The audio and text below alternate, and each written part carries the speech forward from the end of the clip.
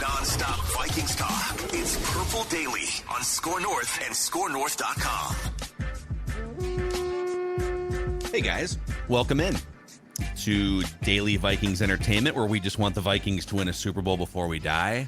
Purple Daily, and this little Saturday check down episode. So we did a live, like usual, live stream episode on Friday, which was Judd's camp notes from the Thursday practice under the lights. We figured let's move some of the feedback Friday into Saturday.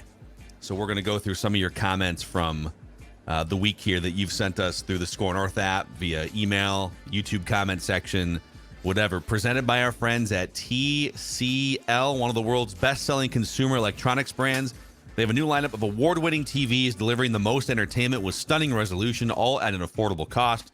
Learn more at TCL.com. And before we get started here, Judd, tell the audience how they can get in the best shape of their lives and lose weight before. There's still a month before football season for you to get in great shape.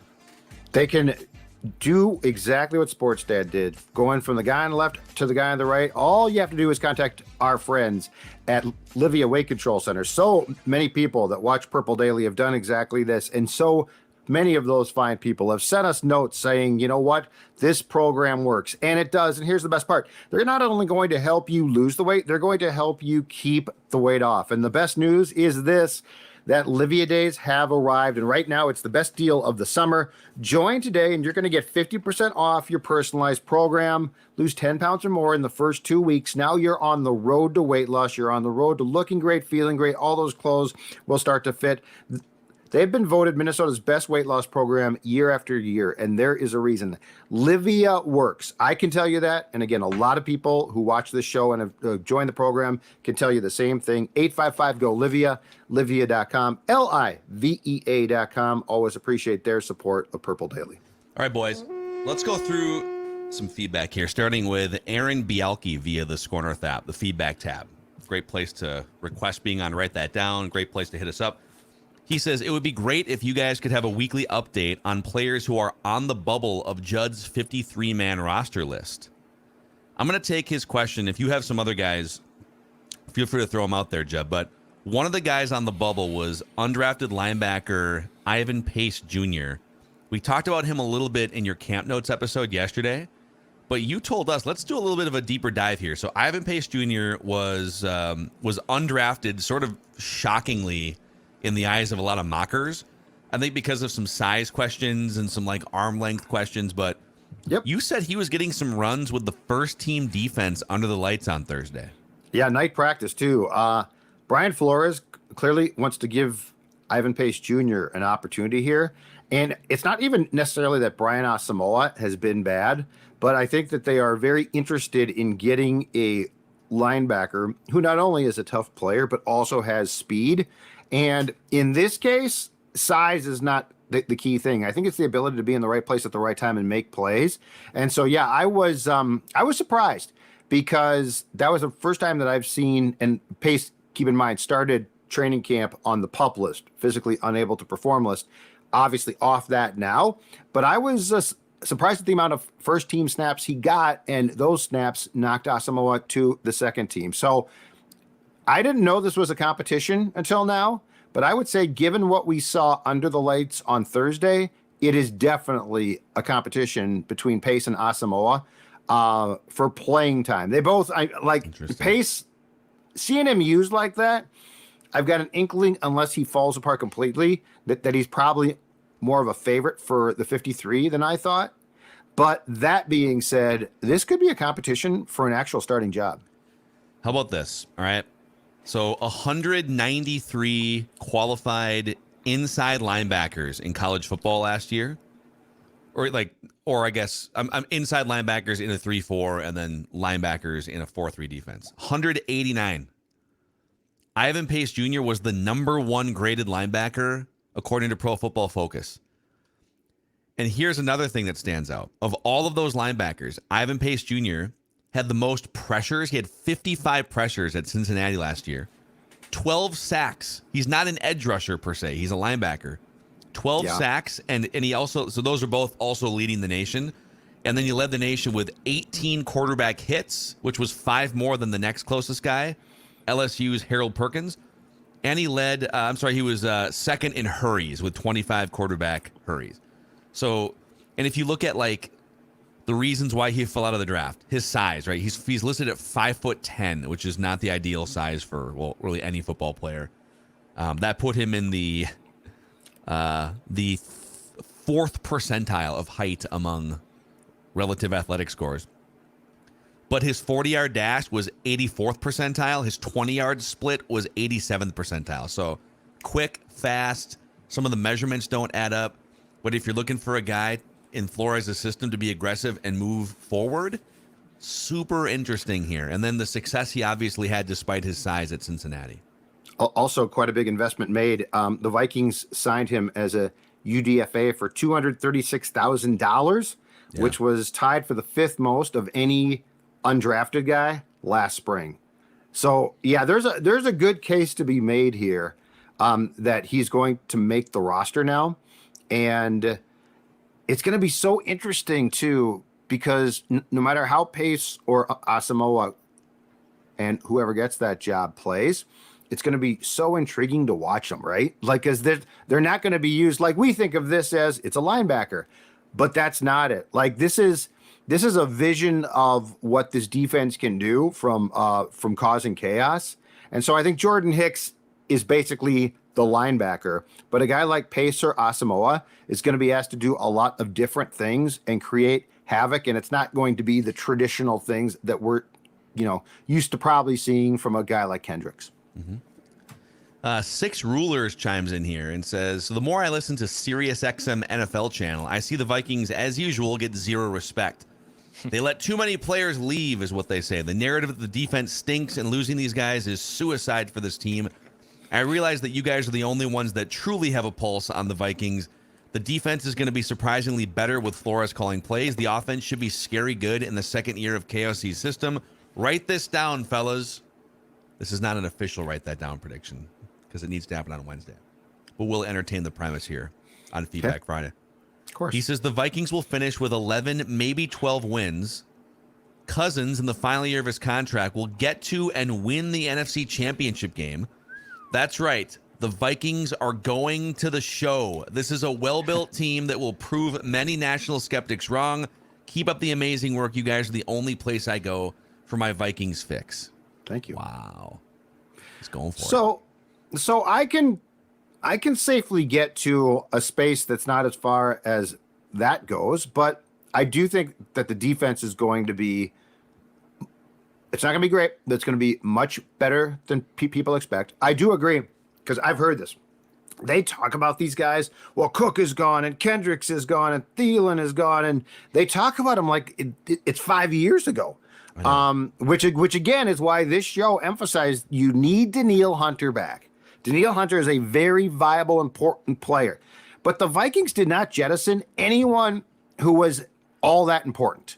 They jettisoned aging players. Yeah. Do I think that Kirk's going to get this team to the show? I have to see that. I don't think that they win 12 games because the schedule is tougher, but am I optimistic that this team is actually going to not be considered lucky when the season is done? Yes. This is a foundational thing too, right? Right, you guys? Like, you're building something here. You're building something with Kwesi and probably just as importantly or more so O'Connell. That is the foundation of where this franchise wants to go next. And from being around it, I feel like it's on the right track. That might not mean a Super Bowl championship, unfortunately, in 2023, but that does mean it feels like there's a purpose here and everyone understands the purpose. It feels like they're just everyone's buying Detroit Lions stock, right? Like, oh, look out for the Lions. That offense was great last year, and Jared Goff got woken up, and then you kind of look around like the AFC, which is just loaded with so many storylines and talent that I just feel like the Vikings are kind of just stuck in the middle, right? Like, no one's saying the Vikings are going to be terrible next season, but they're at 8.5 wins in Vegas. They're the second favorite, I guess, in the NFC North, and people just kind of gloss over them. Yes, regression was inevitable from 13 wins, but I just feel like no one is really realizing what the Vikings are supposed to be, which is probably a team that should be 9 to 10 wins, competing for the division, but they're not the sexy storyline. So people just are looking at all the subtractions from core players that people do know from the Vikings and Kendricks and Thielen, et cetera, and they just kind of write it off as, yeah, they're probably not going to be good, which is a little weird to me. and this is a good segue into the next one here, but like the Dalvin commentary, the way he gets talked about on the national shows about, oh my God, who's going to wind up with this crazy, amazing running back, right? The Jets going to get him. Oh my gosh, where is he going to land? It's like, if Dalvin Cook was as good as everyone's making him sound, don't you think he'd be on a team on August 4th? Yeah, because he's looking to get a payday, and teams are rightfully so saying, dude, yeah, I'm sure that he's being offered incentives, right? But I think he wants a contract that's probably, if not the same, similar to what he was supposed to get here. And yes, that's exactly right. And Thielen might be good again in Carolina if healthy, but are they going to miss him? No. And Kendricks, Eric Kendricks, they're trying to replace Kendricks right now with a player that could do the things that Kendricks used to be able to do consistently. Yeah, used to be able to do consistently. Yep. All right, so this is, speaking of Dalvin here, Zach Parsons Barber chimes in here. I understand the point you're making about running backs, and I agree that it's nice to be free from Dalvin Cook, but I still think you're missing the mark a little bit. Running backs are not a stock market asset. They're human beings. They assume more risk and have shorter careers than any other position, and it's not even close. They don't have a chance for a second contract. Nobody is saying it's a great idea to break the bank for a running back, but they should at the very least be compensated fairly. The union worked out a deal that it's a salary cap league. Teams, rightfully so, are picking who they're going to pay. Like, this is true in every cap league. I think this is somewhat true, right? Goaltenders in hockey are sort of treated the same way because, as Deck said, they are very, they'll be great one year, they'll be average or bad the next. Running backs can be replaced. And yes, I agree. They are human beings. But in a cap league, how are you going to irresponsibly say, you know what, we really like Dalvin, we're going to continue to pay him? If Madison's good, he's going to be good at, a fraction of the price that Cook costs, and then he'll be gone too. I don't understand in a cap league what people want, especially now when quarterbacks, and I think we talked about this, I think, Phil, you brought this up yesterday's show, quarterbacks break the bank. So, like, are you really going to say, but you know what, we really like you, so we're going to invest in you too? You've got to pick positions. Well, okay. Also, like, let's drill down here. Of course, they're human beings, but for the purposes of the salary cap, they're not. No one's looking. General managers aren't saying, "Oh, let's give more money to the best human." They're giving money to the thing, which is a position or a player that can get them the most wins. Right. And the league has determined that there's a bunch of other positions that drive winning and point scoring more than the modern running back. So the other word that I see here, Zach, and I don't mean to like pick on you here, but to use the word, they need to be compensated fairly. Well, define what fair is. The market defines what fair is in this case, right? Here's the structure. You get this amount of money to spend on players. That's the market. So you're getting paid relative to what the market thinks your value is. And I will tell you, okay, there are still 8 running backs in the NFL who make at least $10 million a year. There's at least, 18 running backs who make at least $4 million a year. So, yeah, they're human beings, right? And they make a lot more money than most human beings still, okay? They don't make as much as the quarterback human beings or the edge rusher human beings. But what about, like, let's go to you got Judd's Hockey Show here with me on the Purple Daily podcast today. So, center is the most important position in hockey, right? Is that fair to say? Center or a big defenseman, top pairing defenseman. But yes, It's not goaltending. Okay. Yeah. Let's use center because I did pull the data on this for the purposes of this exercise. Sure. Only 7 NHL centers make $10 million a year. 8 NFL running backs, which is not the most important position, make $10 million a year. Sure. So in terms of like what your fair value is in the world, running backs are making more money in the NFL than centers do in the NHL. So like, I don't want to hear this like they're human beings, they have families. You can still feed your family a lot of money for like $5 million, okay? You're going to be fine. And you don't win Super Bowls by taking the opinion of, we really like this guy, great guy. If you wanted to reward what appears to be a great guy, Kirk Cousins would have another 5-year contract. Yeah. So I get the fact the coaching staffs need to treat these guys like people, but as far as the front office is concerned, they really are chess pieces. Yeah. To use the goaltending example, like the goals against average and save percentages have gone down in a bad way the last 5 years in the NHL. So the GAA is going up. More teams are scoring goals. Goalies are preventing less goals, and the save percentage is also going down, which means they're also stopping less pucks. So you don't want, especially in hockey, it's a little different because it's a very hard salary cap, right? You don't want to spend a large chunk of your salary cap on goaltending because it hampers you from building out the rest of your roster when typically you can find league average goaltending for next to minimum contract pay. So you should never overpay for that position because in general, it's just trending in the wrong direction, and overcommitting to that from a salary purpose would be very unwise. Now, if it continues to trend and you have the rare, star goalies that can buck the trend, those guys are worth paying. Yep. Just like, remember in the middle of the steroid era, you had every team was scoring, 8 runs a game or whatever. Then you had like Pedro Martinez, Roger Clemens on steroids, and a couple other guys that were Maddox.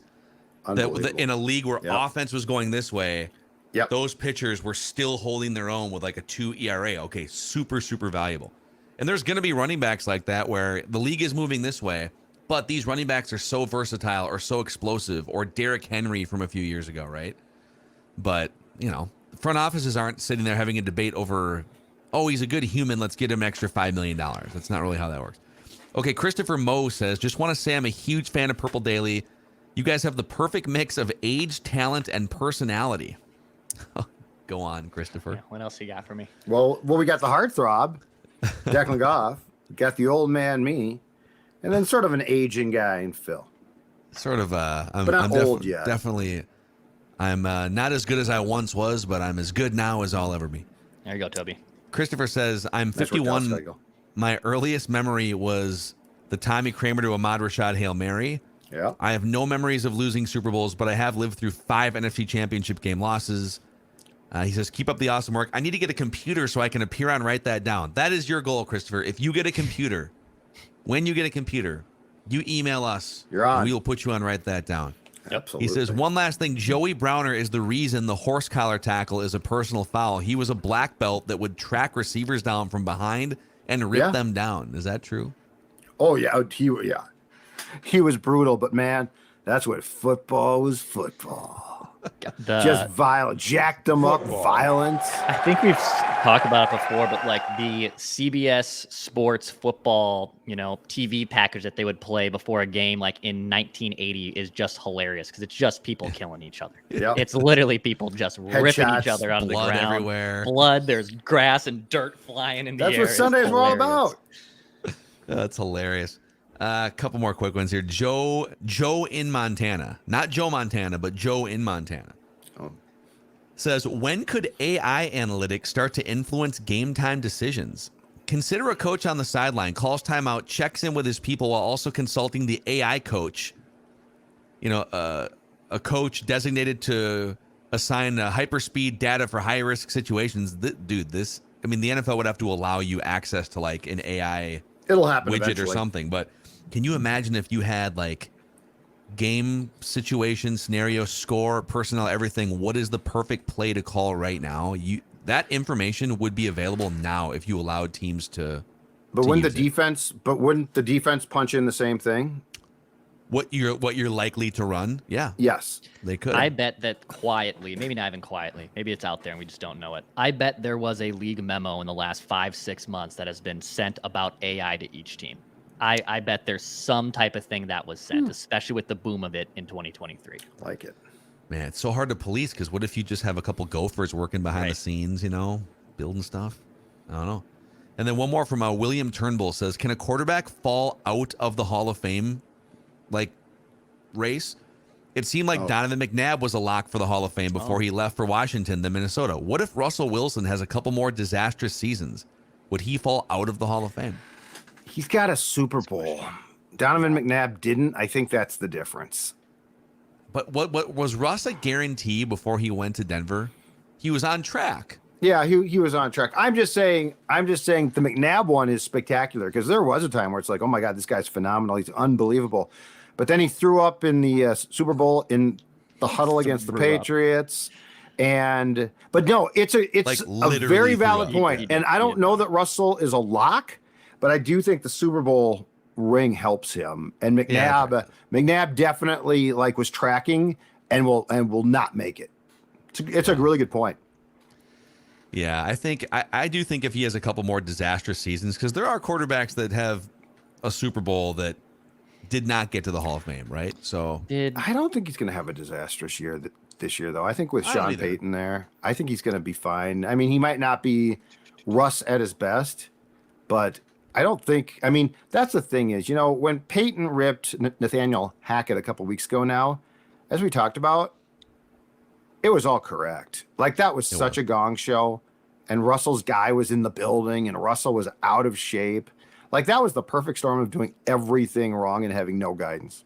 Yeah. I mean, even Steve McNair's not in the Hall of Fame. And Steve McNair and Don McNabb were neck and neck. And McNair won an MVP. Granted, it was a co-MVP, but he won an MVP, went to a Super Bowl, was pretty damn good with the Titans for a while. He even played decently with the Ravens in the last years of his career. He's not in the Hall of Fame either. Yeah. It's a good one. That's a really good one, Dex. Yeah.